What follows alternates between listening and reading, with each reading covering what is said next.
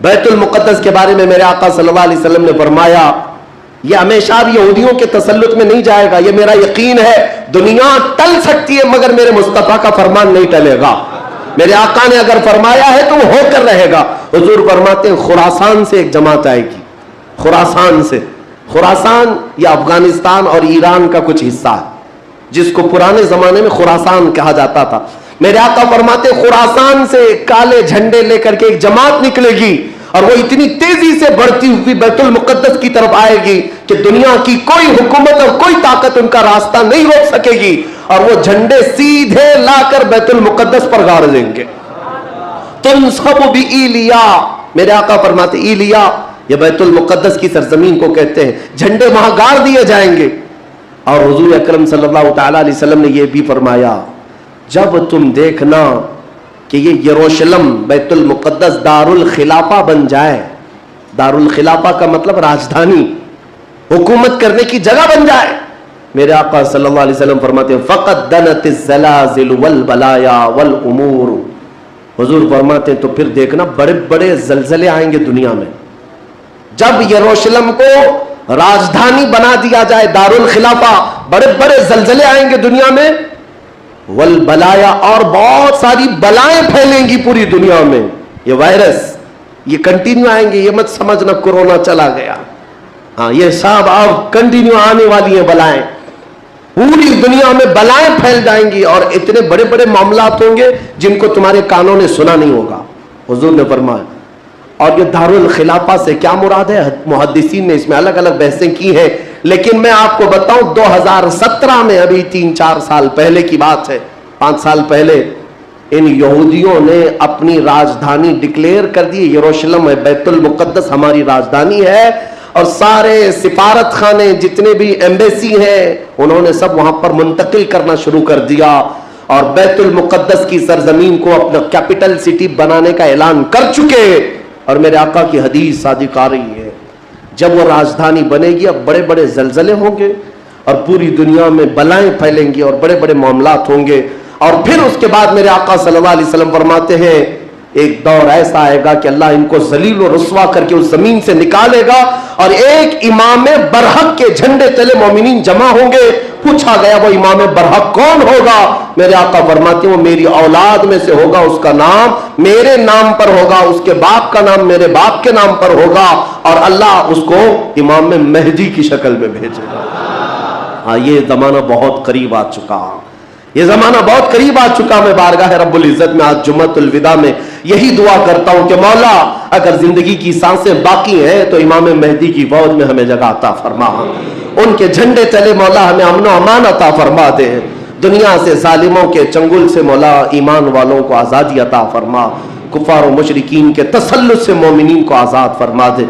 ए रब्बे ज़ुल जलाल अहसनुल खालिकीन, इस माह मुबारक में अगर तू हमें मौला इन रातों में इन दिनों में इबादतों को कबूल किया और भीख में कुछ दे तो मौला सिर्फ इतना दे दे कि पूरी उम्मत को मौला खैर और आफियत अता कर दे, खोई हुई इज्जत व वक़ार अता फरमा दे, हमारे नाहक कैद किए हुए बच्चों को मौला आज़ादी अता फरमा दे, बेकसूर जेलों में बंद हमारे बच्चों को मौला आज़ादी अता फरमा दे। 1914 से 1918 के बीच में फर्स्ट वर्ल्ड वार हुई, दुनिया की सबसे बड़ी जंग, पहली जंग अजीम, जिसमें तुर्कियों ने जर्मनी का साथ दिया और हार गए बरतानिया इंग्लैंड के मुकाबले में। तो हारने की वजह से हुआ ये कि तुर्की की सारी खिलाफत खत्म हो गई, खिलाफत उस्मानिया के टुकड़े टुकड़े हो गए, 50 मुल्कों पर उनकी अकेली हुकूमत थी, सब टुकड़े हो गए, तुर्की को सब खत्म कर दिया गया, खिलाफत खत्म कर दी गई। ये 1920 में खिलाफत खत्म कर दी गई और फिर बरतानिया इंग्लैंड के तसल्लुत में, उसके कब्जे में फिलिस्तीन भी आया। ये वो जमाना था जब हमारा इंडिया भी इंग्लैंड के अंडर में था, हमारा भारत भी। बरतानिया हर मुल्क फतह करते हुए अपने अंदर लेते जा रहे थे, ये अंग्रेजों की आदत थी। तो फिलिस्तीन भी उनके अंडर में था। तो अब उन लोगों ने यहूदियों के लिए एक आम ऐलान किया, डिक्लेरेशन ऑफ बाल्फोर कहा जाता है, एक बाल्फोर एलामिया, जिसमें ऐलान किया गया कि दुनिया भर के जो भी यहूदी हैं वो हिजरत करके यहां आए, उन्हें घर दिया जाएगा।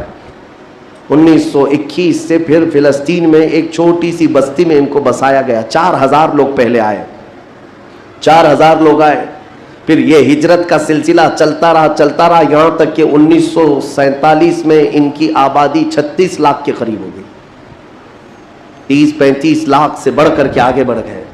और उसके बाद फिर 1948 में इन जालिमों ने अक़वाम मुत्तहिदा यूएनए की मदद से ये ऐलान कर दिया पूरी दुनिया में कि अब ये फिलिस्तीन नहीं है, इसका आधा हिस्सा इजराइल है, ये हमारा मुल्क है। बात दर हकीकत ये थी कि यूएनए में, अक़वाम मुत्तहिदा में ये बिल पास हुआ था कि यहूदियों को भी रहने दिया जाए, मुसलमानों को भी। इस फिलिस्तीन के 2 टुकड़े किए जाएंगे, एक मुसलमान फिलिस्तीन बनाएंगे और एक यहूदी इजराइल बनाएंगे। आज भी ये अक़वाम मुत्तहिदा यूएनए का ये बिल आज भी मौजूद है। अक़वाम मुत्तहिदा से ये बिल पास हुआ, यहूदी तो मान गए, लेकिन पूरे अरब के मुसलमान इसके खिलाफ थे कि अरबों के बीचों बीच एक यहूदी रियासत कैसे कायम हो सकती है, ये हमारा मुकद्दस मामला है, मुकद्दस सरजमीन से हमारा ताल्लुक है। एहतजाज करते रहे, लेकिन इन यहूदियों ने माल के जरिए, औरतों के जरिए सारे अरब मुल्कों के जो बादशाह थे इन तक अपना तसल्लुत जमा लिया। कई ऐसे अरब बादशाह हैं जिनकी बीवियां यहूदी हैं, उनके घरों तक ये पहुंच गए और उनको ऐसा न्यूट्रल कर दिया कि अब वो फिलिस्तीन के बारे में बात ना करें। हुआ ये कि इजराइल तो बन गया, लेकिन आज तक फिलिस्तीन नहीं बन सका। फिलिस्तीन का वजूद दुनिया नहीं दिखाती, गूगल में चेक करो तो नहीं बताता, फिलिस्तीन कोई जगह नहीं है। मेरे अजीजों, हर 10-10 साल पर ये जमीन को हड़पते आज पूरा वो अर्ज़ मुक़द्दस जिसको फिलिस्तीन कहा जाता है 90% यहूदियों के कब्जे में आ गया।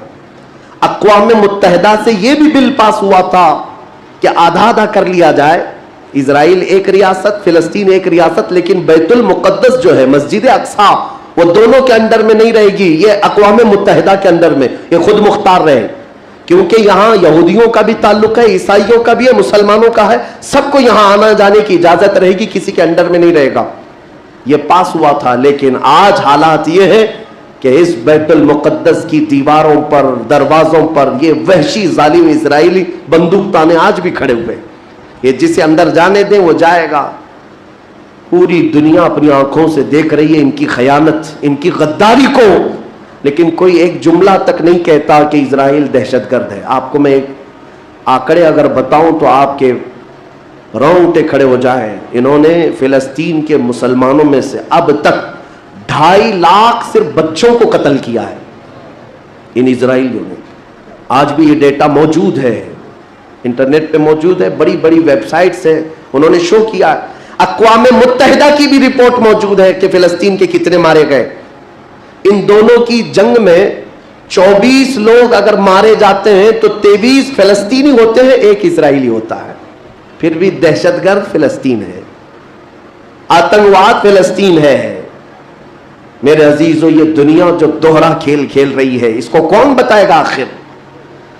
वहां जुमा की नमाज पढ़ने के लिए मोमिनीन आज भी जाते हैं, उन पर गोलियां बरसा दी जाती हैं, लेकिन उन जियाले मुसलमानों को हजारों सलाम जो तलवारों के साए में भी मेरे मौला की इबादत खुशू खुजू से करते।